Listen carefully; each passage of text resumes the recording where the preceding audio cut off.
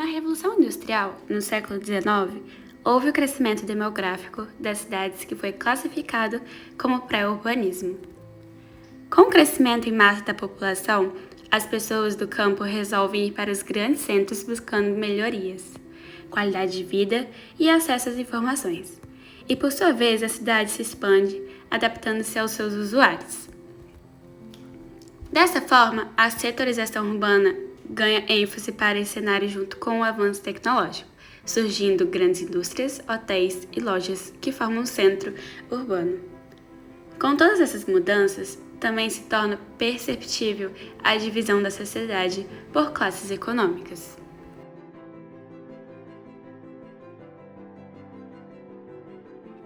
A partir dessa expansão, perceberam a necessidade de estudar as cidades e criar leis para capacitar o crescimento em massa nas cidades.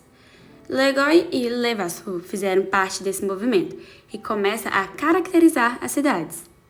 Dessa forma, dois grupos começam a pensar e trabalhar os sistemas da cidade. Um, que era formado por médicos, homens religiosos e dirigentes municipais, esses se reúnem para criar a legislação inglesa para o trabalho da habitação. O segundo grupo era formado por pensadores políticos, que pensam a respeito de residir insalubre dos trabalhadores de baixa e média classe social, que em grande maioria habitavam nos subúrbios.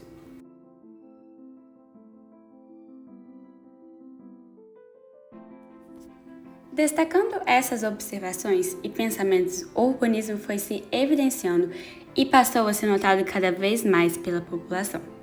Le Corbusier afirmou que o urbanista não é outra coisa senão um arquiteto. Dessa forma, nascem os primeiros urbanistas, que em grande maioria eram arquitetos. Os primeiros urbanistas começaram a pensar e a trabalhar a cidade.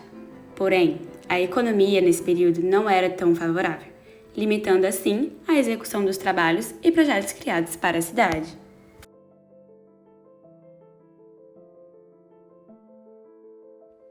O modelo culturalista traz um julgamento à cidade progressista, pois com a industrialização, a cidade foi perdendo sua forma orgânica. Ao contrário da concentração do modelo progressista, essa cidade tem seus limites evidenciados. Ela precisa desenvolver um contraste em diversos sentidos com a natureza. As extensões da cidade são menores, inspiradas em cidades medievais como Oxford, Rouen, Beauvais e Veneza.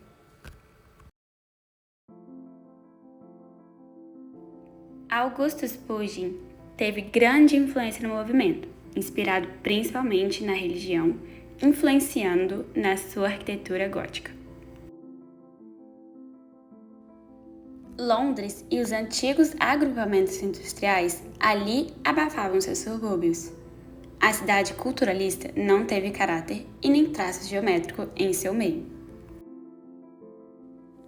Ruskin afirma que a regularidade forma desertos de tabuleiros que se tornam sepulturas para a alma. Aliado a Morris, ele preconiza a irregularidade e a ausência de simetria, deixando o formato orgânico que carrega heranças, histórias e características da paisagem. Ou seja, o estético exerce o papel que exercia a higiene em Owen, Fowey e Richardson.